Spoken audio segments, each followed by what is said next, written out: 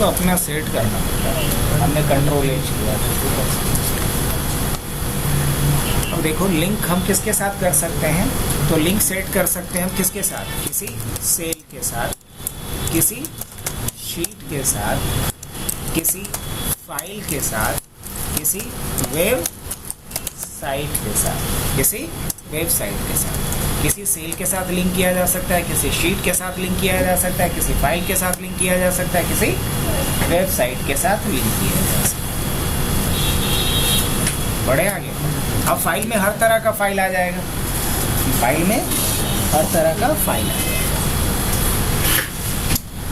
अब शुरू किया जाए। अब लिंक करने का एक तरीका क्या है कि आप कंट्रोल के बटन दबाओ। क्या करो, कंट्रोल के करो। अब जैसे ही मैंने कंट्रोल के किया, यहाँ पे क्या ओपन हो गया, हाइपरलिंक ओपन हुआ।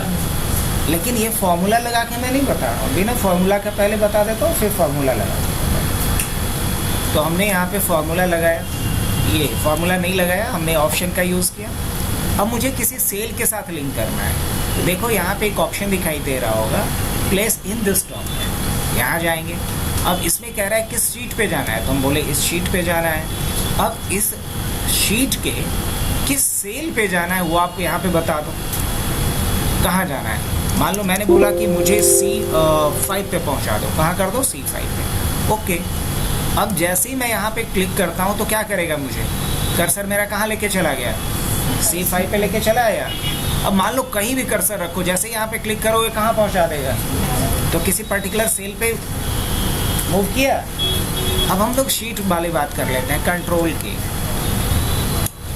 अब किस शीट पे लेके जाना है मुझे, मान लो शीट 4 पे लेके जाना है। ओके कर दें।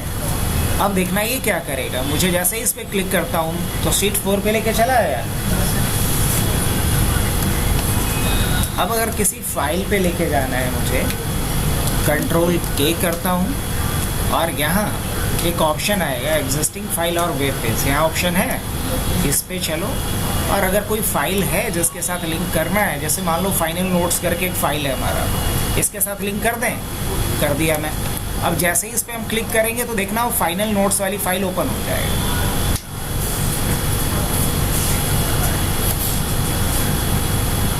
क्या ये फाइल ओपन हुआ, हाँ ये फाइल ओपन हो गया यहाँ पे। चलो ये भी है। अब किसी वेबसाइट के साथ लिंक किया जा सकता है, बोलेंगे हाँ बिल्कुल किया जा सकता है। कंट्रोल के करते हैं और अगर किसी वेबसाइट के साथ लिंक करना है तो बस उसका यहाँ पे क्या डाल दो, URL डाल दो। URL का full form uniform resource locator, और यहाँ हमने क्या डाल दिया, अब netTech.net डाल सकते हैं, हाँ बिल्कुल। अब ओके कर दें। अब देखना जैसे ही इसमें हम क्लिक करते हैं क्या करेगा ये, हमने tech.net का वेबसाइट ओपन कर दिया। तो बताओ क्या क्या लिंक करना सीख लिया हमने, वो सेल को भी लिंक करना, शीट को भी लिंक करना, फाइल को भी लिंक करना और वेबसाइट को भी लिंक करना। कोई दिक्कत। अब यही चीज़ हम किसके थ्रू कर सकते हैं, फॉर्मूला के थ्रू भी यही काम कर सकते हैं। चलो ठीक है, देख लेते हैं हम क्या लिखेंगे यहाँ पे फॉर्मूला के नाम पे, हाइपरलिंक। अब ये कह रहा है मेरे से लिंक लोकेशन, क्या मांग रहा है, लिंक लोकेशन। किस लोकेशन पे मुझे जंप करना है वो बता दो। तो जिस लोकेशन पे जंप करना, पहले हैश का साइन दो, उसके बाद शीट का नाम लिखो। क्या नाम लिखना है, शीट का नाम लिखना है। तो इस शीट का नाम क्या है, शीट 3। अगर इसी शीट में किसी दूसरे सेल पे जाना है तो क्या नाम है इसका, शीट 3 नाम है। अब उसके बाद नोट ऑफ एक्सक्लेमेशन का साइन डालेंगे और एक्सक्लेमेशन के बाद फिर डालना होता है सेल का रेफरेंस। क्या डालना होता है, सेल का रेफरेंस। मान लो मुझे कहाँ मूव करना है, इसको H5 पे मूव करवाना है। कहाँ मूव करवाना है, H5 पे मूव करवाना है। अब ये कह रहा है कि फ्रेंडली नेम बताओ, जहाँ इसको मूव करवाना है उसका क्या नाम होगा। तो जहाँ इसको मूव करवाना है उसका नाम मान लो कि मैंने रख दिया गो टू H5। हमने क्या रखा, go to H5, double quotes बंद, ब्रैकेट बंद और एंटर कर लेते हैं। अब देखो यहाँ क्या लिख करके आ रहा है, यहाँ लिख करके आ रहा है गो टू H5। जैसे ही इस पर क्लिक करेंगे कर्सर मेरा कहाँ मूव कर जाएगा, एग्जैक्टली वही काम मैंने करवाया जो यहाँ करवाया था ऑप्शन से, वही काम मैंने यहाँ किससे करवा लिया, हाइपरलिंक फंक्शन का यूज करके। तो पहला टारगेट मेरा पूरा अब दूसरे टारगेट पे आते हैं। मुझे क्या करवाना है, हाइपरलिंक लगा करके दूसरे शीट पे जंप करना है। क्या करेंगे, इक्वल टू क्या लिखा हमने, हाइपरलिंक। अब मेरे से क्या पूछ रहा है ये, लिंक लोकेशन। क्या मांग रहा है, लिंक लोकेशन। क्या बताए थे, डबल कोट शुरू करो और उसके बाद क्या डालना होता है, शीट का रेफरेंस। तो शीट का रेफरेंस क्या डालता हूँ मैं, शीट 4। क्या डालते हैं, शीट 4, नोट ऑफ एक्सक्लेमेशन, और उसके बाद सेल का एड्रेस। मान लो सेल का एड्रेस क्या डाल दे रहा हूँ मैं, C3 डाल देता हूँ। अब ये कह रहा है कहाँ जाना है मुझे, उसका कुछ फ्रेंडली नेम देना है। हाँ, फ्रेंडली नेम में डाल देता हूँ गो टू शीट 4। क्या डाल देता हूँ, गो टू शीट 4। अब देखना यहाँ पे लिख करके क्या आ रहा है, गो टू शीट 4, और जैसे इस पर क्लिक करेंगे हम कहाँ मूव कर दिया मुझे, शीट 4। और शीट 4 के C3 में यहाँ पे देख रहे हो कर्सर कहाँ आया है। हम चाहते हैं यहाँ पे कर्सर आ जाए, तो करना क्या पड़ेगा मुझे, इसमें जो हमने C3 लिखा है उसके जगह पे मेरे को क्या डालना होगा, B3 डालना होगा। अब देखना इसका, जैसे ही हम इस पर क्लिक करेंगे मुझे कहाँ लेकर के चला है, B3 में डाल दिया कर्सर को। तो एक्टिव सेल कौन सा होगा वो भी हम तय कर सकते हैं, है ना। अब बताओ, किसी फाइल पे जंप करना है मुझे, नहीं करेगी, नहीं करना है। किसी फाइल पे जंप करना है तो क्या करना होगा इसके लिए, हाइपरलिंक। अब लिंक लोकेशन पूछ रहा है मेरे से, क्या पूछ रहा है, लिंक लोकेशन। अब मान लो मेरे डेस्कटॉप पे कोई फाइल पड़ा हुआ है,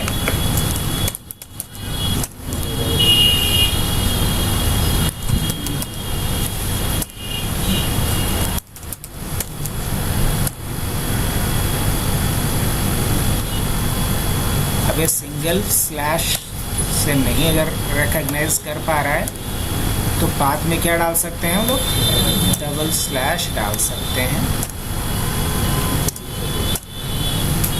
और इस लोकेशन पे कोई फाइल है बना हुआ,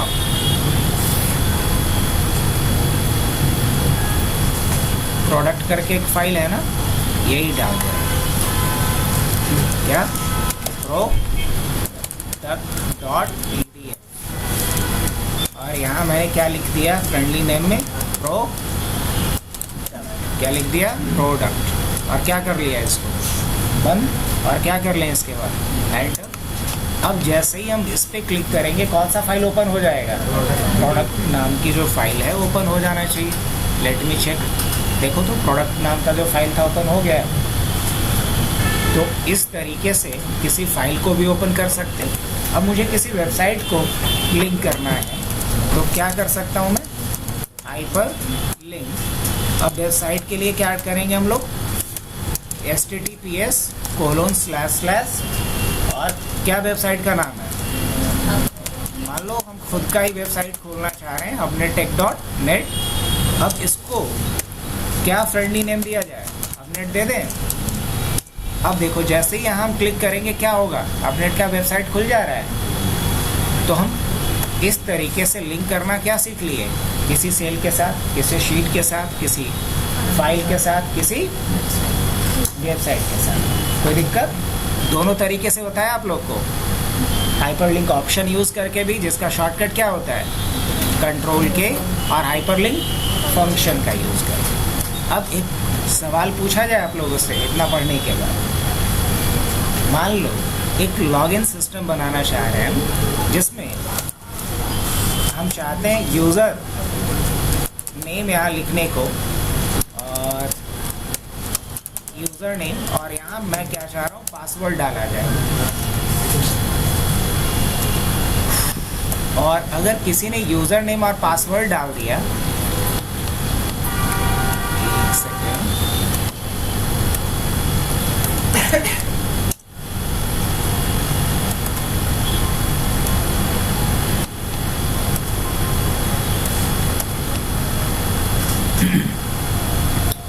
यहाँ हम क्या चाहते हैं कि ये दोनों मर्ज करके यहाँ पर डाल दो, यूज़र लॉगिन फॉर्म, और इसको भी मैं अल्गेरियन में कर दे रहा हूँ। और यूज़र लॉगिन फॉर्म में ब्लैक और वाइट ऐसा कुछ बना देते हैं।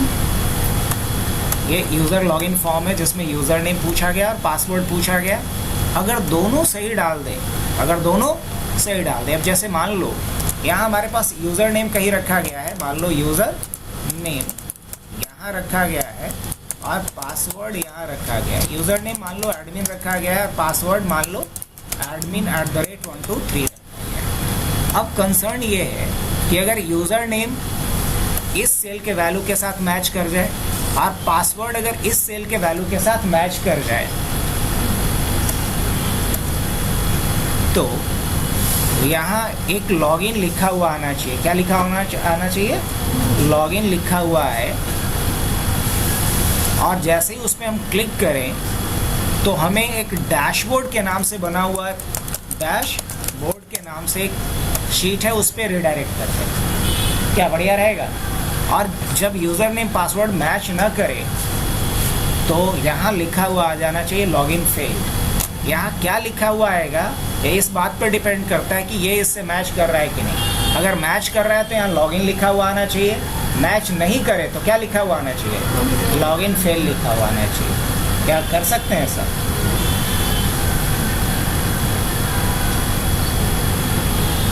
कैसे होगा बताओ, कोई तरीका? क्वेश्चन तो समझ में आ गया? कैसे करेंगे इसे?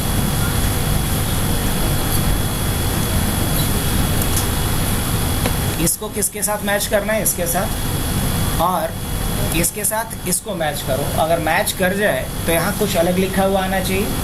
पहले तो यही काम कर लेते हैं, फिर हाइपरलिंक का यूज़ करेंगे इसके साथ। फॉर्मूला तो इसमें लगाना पड़ेगा, इतना तो समझ रहे हो। फॉर्मूला कहाँ लगाएंगे? जहाँ की कंटेंट हमें दिखलाना है। क्या लिखेंगे आप? इफ, ये लिखना पड़ता है ना। क्या लिखेंगे? इफ, और उसके बाद क्या करेंगे? दिस, ये वाला इक्वल टू क्या होना चाहिए? यही ना। एंड साथ में क्या मैच होना चाहिए? पासवर्ड के साथ ही मैच होना चाहिए। तो क्या एंड ऐसे लिखेंगे? नहीं, एंड लिखने का तरीका ऑलरेडी मैंने बताया होगा। एंड लिखो, दिस इक्वल टू क्या लिखेंगे? दिस कॉमा, और अब क्या मैच करवाना है? This is equal to this. अब इसका मतलब हुआ कि अगर ये दोनों कंडीशन मैच करे तो मतलब अगर यूज़र नेम से मैच कर जाए और पासवर्ड से मैच कर जाए तो क्या करवाना है वो बताओ आप। क्या करवाना है? यहाँ क्या लिखा हुआ आना चाहिए? लॉगिन लिखा हुआ आना चाहिए, और नहीं तो क्या लिखा आना चाहिए? लॉगिन फेल्ड लिखा हुआ या लॉगिन फेल लिखा हुआ ऐसे आ जाना चाहिए। क्या आ जाएगा ऐसा लिखा हुआ? हाँ, अभी तो आ जाएगा। करके देखें, ठीक है? ओके, अभी क्या आ रहा है? लॉगिन फेल आ रहा है क्योंकि मैच किया ही नहीं है। अच्छा, अगर मैंने यहाँ पे क्या लिख दिया? एडमिन, और यहाँ क्या लिखा? admin@123, क्या आ गया? लॉगिन लिखा हुआ आ गया।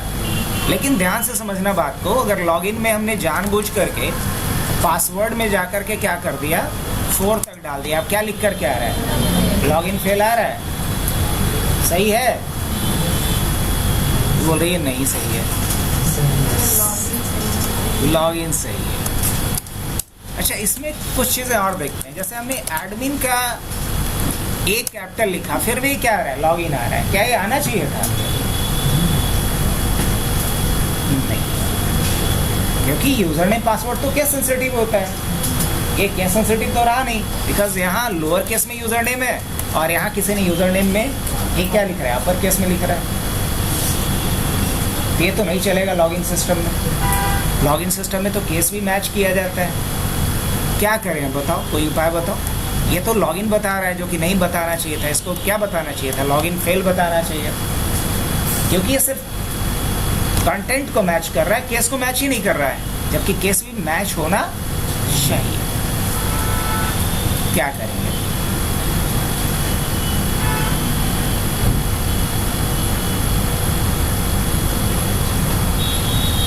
केस मैच कर रहा है अभी? नहीं, केस मैच नहीं कर रहा है। यहाँ सिर्फ कंटेंट को मैच करके देख रहा है। सिर्फ किसको मैच कर रहा है? कंटेंट को मैच कर रहा है। तो देख, इसके लिए होता क्या, समझना बात को। इसके लिए एक्सेल के पास एक टेक्स्ट फंक्शन है जिसका नाम है एग्जैक्ट। क्या नाम होता है? एग्जैक्ट। तो हमने क्या लिखा? एग्जैक्ट। अब किसके साथ किसको मैच करवाओ? इसके साथ इसको। अब देखो, इक्वल टू साइन नहीं देना है यहाँ पे। ये देना है? नहीं, इक्वल टू नहीं देना है। ये मतलब एग्जैक्टली G5 मैच होना चाहिए किसके साथ? B7 के साथ। साथ ही साथ एग्जैक्टली मैच होना चाहिए क्या? B8 किसके साथ? G6 के साथ। यही ना? ब्रैकेट बंद, ये भी बंद। अब लेकिन क्या करना है अगर मैच कर जाए तो? एंड वाला बंद होगा ना पहले। अब कॉमा देंगे, क्या बोलेंगे यहाँ पे? लॉगिन। और नहीं तो क्या बोलो? Login fail. एंटर कर लें। अभी क्या आ रहा है? कुछ समझ में आया होगा तो बताना। अभी भी एड भी नहीं है, लेकिन इस बार क्या आ रहा है? Login fail. तो समझ में आ रहा है कैसे कैसे फॉर्मूला को हम अपनी ज़रूरत के हिसाब से क्या कर रहे हैं? चेंज कर रहे हैं। तो अभी तक हमने इस पूरे एक्सप्रेशन में 3 फॉर्मूला लगा दिए। कौन कौन से? इफ, एंड और एग्जैक्ट। इफ के अंडर में एंड है, एंड के अंडर में क्या है? एग्जैक्ट। काम कर रहा है ये? बिल्कुल सही काम कर रहा है। अब अगर लेकिन मैंने यहाँ एडमिन लिखा और एंटर किया तो क्या आ जाएगा? लॉगिन। मतलब वो केस को भी चेक कर रहा है और टेक्स्ट को भी चेक कर रहा है, दोनों चीज़। All good. अब लेकिन सवाल ये है कि जैसे ये लॉगिन हो ना, जैसे ये लॉगिन हो तो क्या होना चाहिए? यहाँ पे हाइपरलिंक एक्टिवेट हो जाना चाहिए। क्या होना चाहिए? क्या कर सकते हैं सर? हाइपरलिंक एक्टिवेट हो जाना चाहिए ताकि इस पे क्लिक करके हम दूसरे लोकेशन पे क्या कर सकें?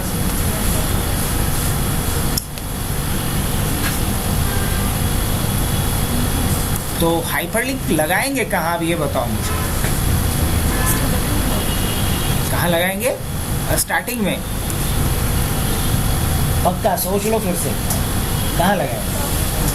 जहाँ लॉगिन लिखे वहाँ लिखेंगे, बिकॉज जब कंडीशन ट्रू होगा तभी तो हाइपरलिंक एक्टिवेट करना है।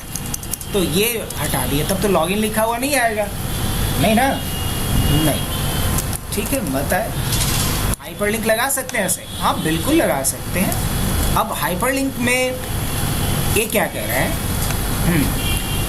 हाइपरलिंक में क्या चाहिए? पहले जहाँ जाना है वो लोकेशन बताओ। तो क्या बोलेंगे? किस नाम से? डैश। बस देख लेना, स्पेलिंग तो गलत गड़बड़ नहीं कर रहा हूँ मैं। और यहाँ फ्रेंडली नेम क्या देना है इसका? लॉगिन। और ब्रैकेट बंद। बस मतलब अगर एक कंडीशन ट्रू हो तो हाइपरलिंक एक्टिवेट होगा और उसमें लॉगिन लिखा हुआ आएगा। अगर नहीं तो सिर्फ लॉगिन फेल लिखा हुआ आएगा। Let me check. अब देखो यहाँ पे हाइपरलिंक आ गया लग करके। और देखना, मैंने जानबूझ करके डबल एन किया। अब हाइपरलिंक काम कर रहा है ये? नहीं।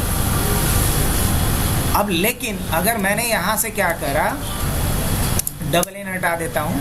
अब जैसे ही क्लिक करेंगे क्या कर रहा है ये? डैशबोर्ड पे रिडायरेक्ट कर दे रहा है। तो ये टारगेट था ना अपना कि अगर लॉगिन सक्सेसफुल हो तो ये मूव कर दे, और जब लॉगिन फेल हो तो कुछ ना करे। अब सवाल एक और है, एक छोटा सा सवाल जो तुम लोग ऑलरेडी जानते होगे। मैं क्या चाह रहा हूँ कि अगर लॉगिन हो ना तो इसका बैकग्राउंड कलर ग्रीन हो जाए और अगर ये लॉगिन फेल हो तो इसका बैकग्राउंड रेड हो जाए। कैसा कर सकते हैं? कैसे करेंगे? क्या करेंगे? कैसे बता? कैसे करना पड़ेगा? न्यू रूल पे जाएंगे। और उसके बाद कहाँ जाएंगे? यूजर फॉर्मूला, और क्या लेंगे? Is equal to this is equal to क्या होना चाहिए? लॉगिन ना, लॉगिन। अगर लॉगिन हो तो क्या कर दो? तो फिल पे गए, क्या करना है? ग्रीन हो, क्या कर दो? वाइट कर दो। आ गया करके। अब इसी के लिए एक रूल और बनाएंगे। क्या बनाएंगे? एक रूल और बनेगा। क्या लिखा जाएगा? Is equal to login fail, यही था ना। अब लेकिन एक गलत लिखा हूँ मैं, पहले तो सेल का रेफरेंस डालना था ना। Is equal to login fail, और अगर लॉगिन फेल हो तो क्या करना है? रेड। और क्या करना है? आउटलाइन। क्या करना है? यहाँ पे बोल्ड। और यहाँ क्या कर देना है? और क्या कर देना है? ओके, अभी क्या आ रहा है? लॉगिन लिख कर के आ रहा है, लेकिन अगर मैंने कुछ गलत किया तो क्या लिख कर के आएगा? Login fail. कुछ समझ में आया? तो हमने यहाँ कॉन्सेप्ट किसका किसका यूज़ कर लिया? मल्टीपल फंक्शंस का भी यूज़ किया, साथ में किसका यूज़ किया? कंडीशनल फॉर्मेटिंग का। किसका यूज़ किया? Conditional formatting. काम कर रहा है ये। अब बताओ, हाइपरलिंक याद रहेगा? काफ़ी है इतना हाइपरलिंक के लिए। दूसरे फंक्शन की तरफ चलें।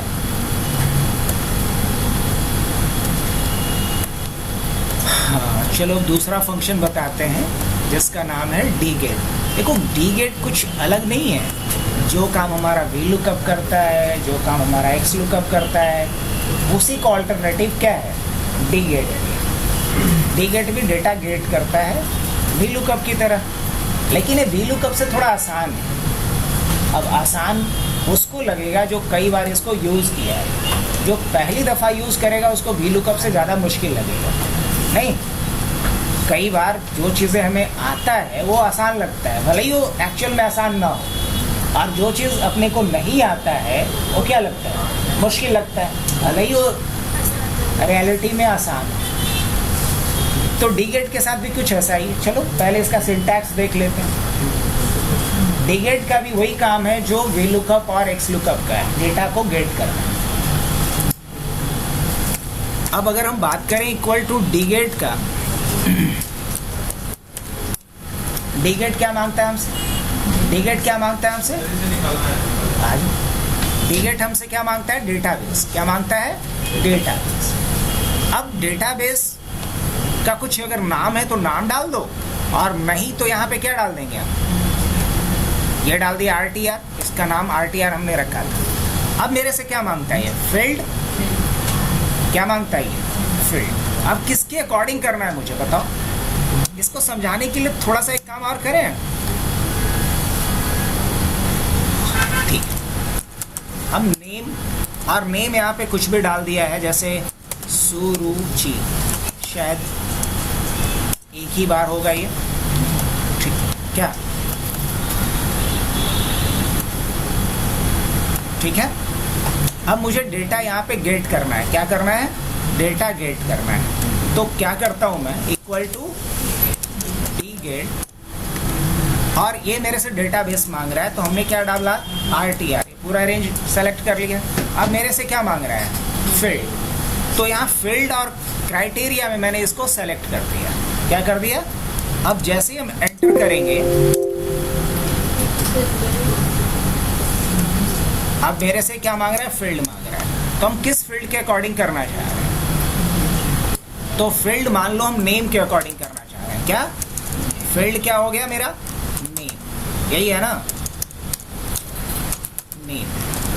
अब ये पूछ रहा है क्राइटेरिया। क्राइटेरिया में क्या डाल देंगे? ये, और ब्रैकेट बंद कर दिया। हमें ये डेटा निकाल करके दिया। और अगर हम फील्ड में क्या डालते, जैसे हमने डेटाबेस डाला, और हमसे ये क्या पूछ रहा है? पहले फील्ड मांग रहा है, मान लो फील्ड को हम इग्नोर करते हैं और क्राइटेरिया में क्या डाल देते हैं, ये डाल देते हैं और एंटर कर देते हैं, ये हमें क्या दे रहा है, एरर दे रहा है। और अगर हमने यहाँ पे कोई भी फील्ड डाल दिया, जैसे हमने फील्ड क्या डाल दिया, नेट सैलरी, क्या डाल दिया, नेट सैलरी हमें चाहिए, क्या चाहिए, एनएस चाहिए, तो हमने यहाँ पे एनएस ले लिया। अब ये पूछ रहा है इसका क्राइटेरिया बताओ, तो हमने क्या डाल दिया, ये क्राइटेरिया है जिसका नाम सुरुचि हो उसका नेट सैलरी बताओ, यस। अब देखो तो जिसका नाम सुरुचि है उसका नेट सैलरी यही है क्या। अब ये कुछ अलग कर रहा है या वही काम कर रहा है जो वी लुकअप और एक्स लुकअप कर रहा था, वही काम कर रहा था, लेकिन बस सिंटैक्स थोड़ा सा अलग है। ये सिंटैक्स क्या है इसका, पहले डेटाबेस ले रहा है, फिर क्या ले रहा है, तो ये फील्ड का नाम ले रहा है और फिर क्राइटेरिया पूछ रहा है कि किस क्राइटेरिया या किस कंडीशन के बेसिस पे सर्च करना है। कुछ समझ में आया। चलो एक बार फिर से, मान लो यहाँ पे नेम डाला हुआ है और मुझे उसके अकॉर्डिंग यहाँ पे उसका क्या चाहिए, बेसिक सैलरी चाहिए। चलो यही बताओ, मुझे इसका क्या चाहिए, बेसिक सैलरी, और डी गेट लगा करके निकालना है मुझे। कैसे निकालेंगे बोलो, क्या लिखेंगे, इक्वल टू डी गेट। अब सबसे पहले ये क्या पूछेगा, रेंज, तो क्या डाल देता हूँ मैं, आरटीआर डाल सकते हैं, हाँ बिल्कुल डाल सकते हैं। अब ये पूछ रहा है मेरे से फील्ड नेम क्या डालेंगे, फील्ड नेम हमें बेसिक सैलरी चाहिए, ऑलराइट। अब हमसे क्या पूछ रहा है, क्राइटेरिया, तो क्राइटेरिया में क्या डालेंगे और क्या कर लेंगे, क्या ये सही बताया। और अगर मैं यहाँ से जा कर के शिवम डाल दूँ तो क्या शिवम का ही 15 है, ये तो एक इत्तेफाक था। अच्छा प्रिंस डाल के देखें, हाँ सही कर रहा है क्या। तो बताओ डी गेट लगाना सीख लिया हम लोग, ये कुछ बड़ा चीज़ है नहीं। तुम लोग एक्स लुकअप पे कमांड करो, वी लुकअप पे करो, उससे सारा काम होता है। डी गेट कोई बड़ा तोप चीज़ नहीं, बस एक फैंसी नाम है जो हम एक्स लुकअप से इससे ज़्यादा बेहतर हैंडल कर सकते हैं। अब बताओ और क्या बताना है तुमको, ये सारा कुछ हो गया कि बाकी है कुछ, ध्यान से देखो। V lookup, X lookup, columns, choose, match, index, sort, filter, V stack, H stack, transpose, unique, DGET, indirect sequence और हाइपरलिंक, ये सारा फॉर्मूला कंप्लीट हुआ अपना।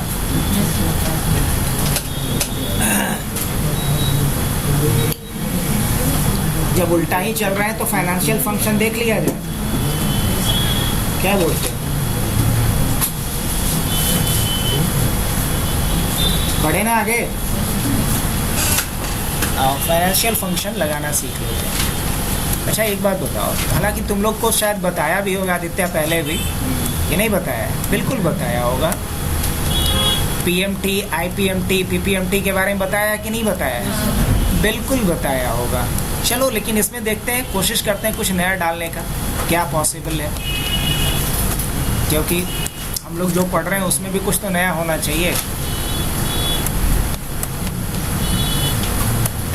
यहाँ फॉर्मूला का नाम हमने लेकर के आया। अब बताओ तो इसका कुछ काम बता सकते हो आप लोग, पीएमटी का काम क्या होता है,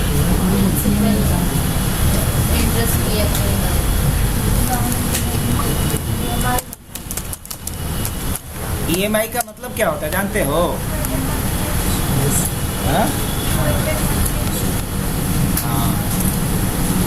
तो ईएमआई का मतलब होता है इजी मंथली इंस्टॉलमेंट या ईएमआई बोला जाता है इसको। अब अगर हमें ईएमआई वैल्यू चाहिए तो हम किसका यूज़ करेंगे। अब लेकिन ईएमआई में कितना इंटरेस्ट जा रहा है, जब हम ईएमआई भरते हैं, जैसे मान लो हमने कोई 10 लाख का लोन लिया, अब हमारा ईएमआई बनता है मान लो 15,000 रुपये, तो 15,000 में इंटरेस्ट का वैल्यू कितना है और हमारा मूलधन कितना है। अगर मुझे ये पता करना हो तो इंटरेस्ट का अमाउंट अगर पता करना हो,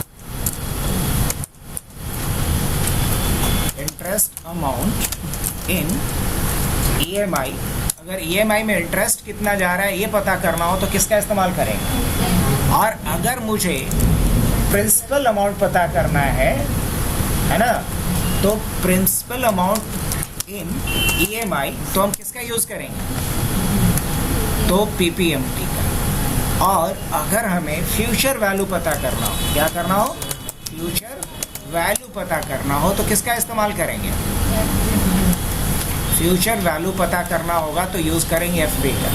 अब FV का जरूरत कहाँ पड़ता है बताते हैं। जैसे आप लोग में से मैक्सिमम लोग सुने होंगे म्यूचुअल फंड का नाम, सुने हो कि नहीं। जब म्यूचुअल फंड के बारे में सुना होगा तो वहाँ एक चीज़ ज़रूर ध्यान से सुना होगा कि अगर हम इतना अमाउंट हर महीने लगा रहे हैं तो इतने साल के बाद हमको रिटर्न इतने का मिलेगा। ऐसा सुने हो कि नहीं सुने हो, जरूर सुने होंगे।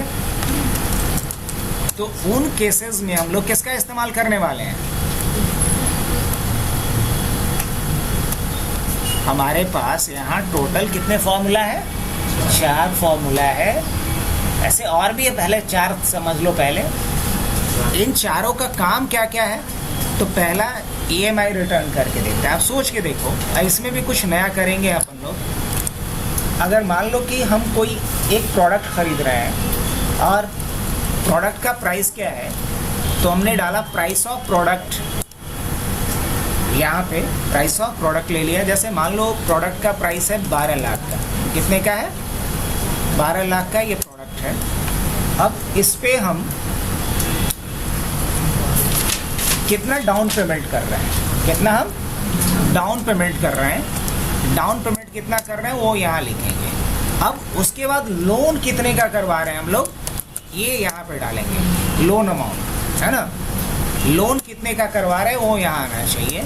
और लोन जब करवा रहे हैं तो कितना ROI पे करवा रहे हैं, रेट ऑफ इंटरेस्ट कितना है, और फिर कितने टाइम के लिए करवा रहे हैं, कितने टाइम के लिए करवा रहे हैं, उस पर क्या EMI बनेगा, उस पर कितना IPMT बनेगा, और उसमें कितना PPMT बनेगा वो बताओ, है ना। ये मुझे इस तरीके से निकालना है कुछ, इसको एक जगह, इसको एक जगह, और इसको एक जगह, यहाँ ऐसे कुछ कर देते हैं। अब यहाँ से भी हम लोग कुछ इंसर्ट कर लेते हैं, एक और इंसर्ट कर लेते हैं कम से कम।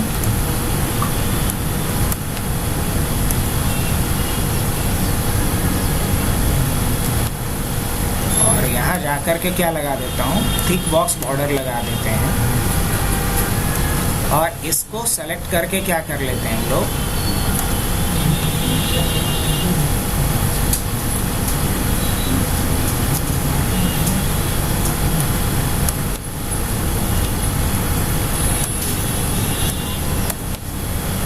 यहाँ सेलेक्ट करके और यहाँ पर डाल देता हूँ EMI कैलकुलेटर। अब यहाँ EMI जो कैलकुलेटर मैंने लिखा है ना, उसको कुछ ऐसे कर दिया जाए। और अब इसके बाद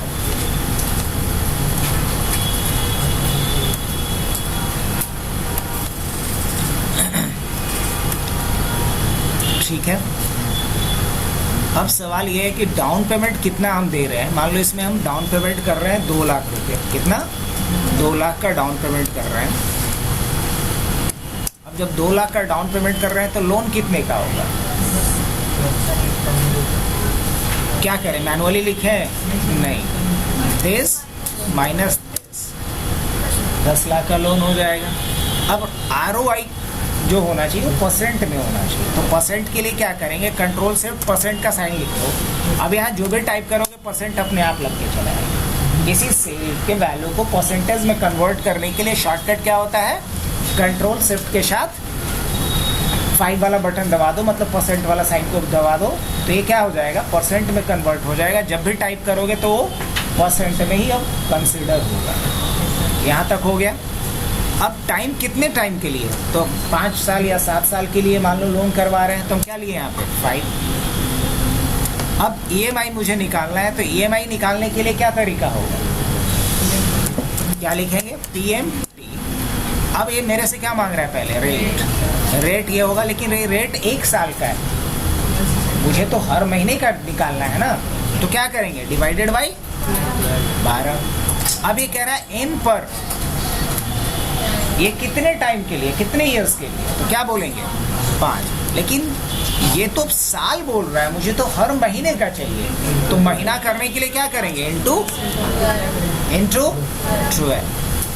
अब ये कह रहा है पीवी बोले तो प्रेजेंट वैल्यू, अभी कितना का लोन है, 10 लाख का, ब्रैकेट बंद और एंटर। अब ये जो वैल्यू दिया है निगेटिव दिया है, निगेटिव वैल्यू ना दे इसके लिए बस शुरू में जाओ माइनस लगा दो। अब देखो तो सही है, अगर हम डेसिमल प्लेसेस को हटाना चाह रहे हैं तो यहाँ से हटा लो, तो हमें कितने का बन जाएगा, 20,700। अब एक मसला है, अब मसला क्या है समझना बात। अब हम लोग जैसे लोग क्या बोलेंगे कि सीधा सीधे रखो ना, 758 रुपये का क्या झमेला है। अब बताओ कि हमें कितना डाउन पेमेंट करना पड़ेगा ताकि हम चाहते 20,000 का EMI बने। 758 रुपये का झमेला में 8 रुपये कहाँ से लाएंगे हर साल, और दिक्कत होगी।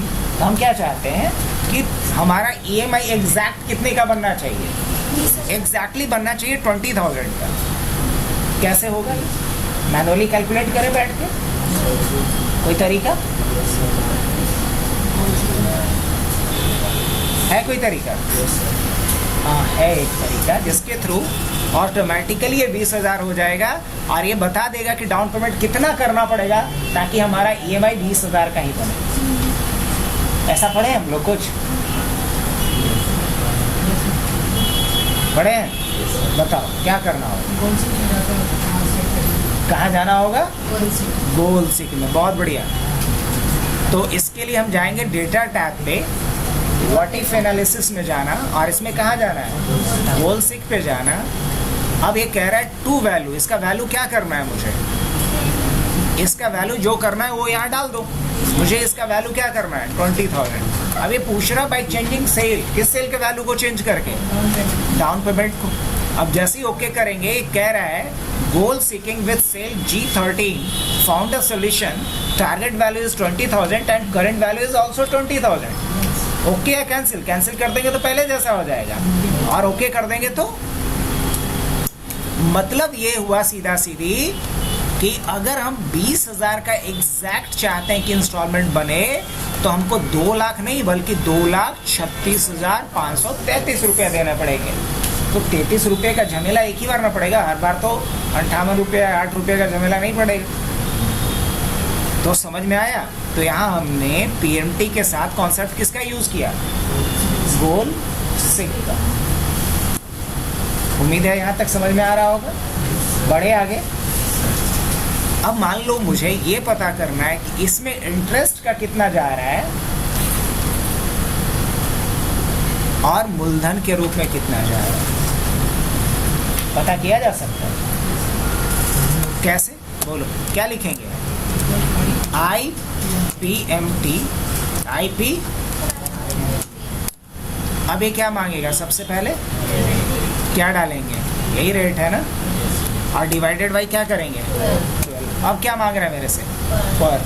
अब पर में क्या डालेंगे, 1 क्यों डालेंगे, क्योंकि एक महीने का चाहिए, तो यहाँ 1 डालेंगे। अब ये कह रहा है एन पर में क्या डालेंगे, वही टाइम और इंटू 12। अब ये क्या आएगा, पीवी क्या है, पीवी लोन अमाउंट, ब्रैकेट बंद। अब माइनस में ना दे इसके लिए क्या लगा दो शुरू में। अब देखो 20,000 में 7,000, ये 226 रुपया क्या बनेगा सर, इंटरेस्ट जा रहा है, समझ रहे हो। अब देखना बैंक का क्या खेल होता है, वो भी समझ में आएगा थोड़ी देर। अब PMT निकाल लिया जाए, PMT क्या डालेंगे यहाँ पे, रेट डिवाइडेड बाई 12, और उसके बाद पर 1 डालेंगे, और एन पर में क्या डालेंगे, 5 इंटू 12, और भी कुछ PV की बात करेगा, क्या डालेंगे, ब्रैकेट बंद, और क्या लगा दें, माइनस। अब देखो इसमें अगर देखा जाए तो हमें टोटल अगर जोड़ के देखोगे तो क्या आएगा यहाँ पे, ये बताओ, equal to this plus this करेंगे तो क्या आएगा, 20,000 आना चाहिए। ये बस चेक करवाए थे। तो 20,000 रुपया जो EMI बन रहा है उसमें 7,226 रुपया तो क्या जा रहा है मेरा, इंटरेस्ट जा रहा है। तो देख रहे हो कैसे बैंक वाला या फाइनेंस कंपनी कैसे, देख रहे हो, इसमें इतना तो सिर्फ EMI में आप क्या दे रहे हो, इंटरेस्ट भर रहे हो। अब एक बात और जानते होगे शायद तुम लोग कि बैंक सबसे पहले क्या लेती है, इंटरेस्ट वाला अमाउंट लेती है, मूलधन को कम नहीं करती है, क्योंकि जितना कम होगा उसका इंटरेस्ट उतना कम बनेगा।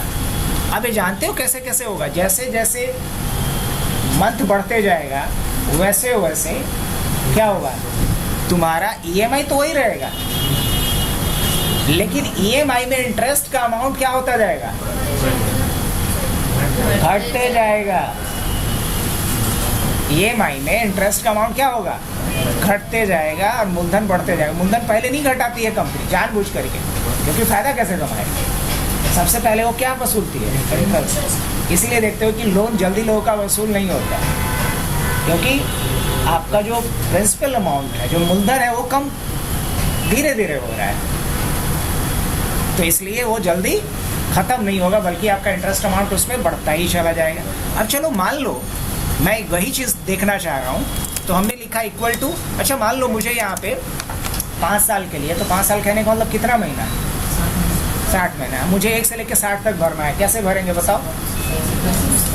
अच्छा, लगता है सब लोग को याद है। सीक्वेंस और क्या डाल देंगे यहाँ पे, 60 डाल देंगे, हो जाएगा। चलो बढ़िया। तो ये तो मंथ हो गया 1 से लेकर कहाँ तक, 60 तक, है ना, ठीक है। यहाँ क्या करते हैं हम, यहाँ क्या डाला, मंथ, समझना बात को, और यहाँ क्या डाल रहा हूँ मैं, IPMT, और यहाँ क्या डालता हूँ, PP। अब देखना ज़रा, बैंकिंग सेक्टर का पूरा झोल झाल यही समझ में आएगा, जैसे जैसे मंथ बढ़ता जाएगा तुम्हारा, वैसे वैसे क्या होगा, हाँ, इंटरेस्ट अमाउंट घटते जाएगा, प्रिंसिपल अमाउंट बढ़ते जाएगा। अब प्रिंसिपल बढ़ना अच्छी बात होता है ना, इंटरेस्ट घटना चाहिए, लेकिन शुरू में घट जाता तो कम और देना पड़ता ब्याज, सीधी सी बात है। समझो इस बात को, क्या लिखेंगे यहाँ पे, IPMT, रेट मांग रहा है ना मेरे से, ये डिवाइडेड बाई 12, कॉमा, अब पर की बात कर रहा है, पर में हम क्या लगाएंगे ये बताओ। अच्छा, इसको लॉक कर लो, क्या कर लो इसको, अब लॉक क्यों किए इस बार पता है, ट्रैक करने वाला, क्या करने वाले हैं, ट्रैक करने वाला। अब ये पूछेगा पर मतलब, अब पर में ये वाला डाल, यही ना, अब पर 1 मंथ 2 मंथ इस तरीके से जाएगा। अब एन पर की बात कर रहा है, एन पर में क्या डालेंगे, 10, इसको क्या करो पहले लॉक, और इनटू क्या करो 12, कॉमा, अब क्या पूछेगा ये पीवी में क्या डालेंगे, ये इसको भी क्या करेंगे लॉक। क्यों लॉक किया समझ में आया सबको, क्योंकि ड्रैग करने वाला हूँ मैं। अब ये फर्स्ट मंथ का हमें निकल गया, अब इस पर हम डबल टैप जैसे ही करेंगे, ध्यान से देखना, आखिरी महीने आते आते हमारा मात्र इंटरेस्ट कितना बनेगा, और पहले महीने का इंटरेस्ट कितना था, देख रहे हो, कुछ समझ में आ रहा है। अब ज़रा प्रिंसिपल अमाउंट निकालते हैं, क्या लिखेंगे हम, PPMT, रेट की बात करेगा 10, क्या कर लो पहले लॉक, लॉक क्यों कर रहे हैं, क्योंकि फॉर्मूला को ड्रैग करने वाला हूँ। और रेट ये हो गया, पर की बात कर रहा है तो 10, इसको लॉक नहीं करेंगे बिकॉज चेंज करवाना है मुझे। एन पर की बात कर रहा है 10, लॉक करो इसको, इंटू 12। अब पीवी की बात कर रहा है, मैं यहीं पे माइनस लगा देता हूँ शुरू में, बार बार शुरू में तो लगाए थे, कभी यहाँ भी लगा के दिखा देते हैं, ब्रैकेट बंद, एंटर। अब ये फर्स्ट मंथ का क्या आ गया अपना, देखो तो इससे भी मैच कर रहा है कि नहीं कर रहा है। अब देखना, अब उस तरीके से लॉक नहीं किया है। अच्छा, क्या लॉक नहीं किया है,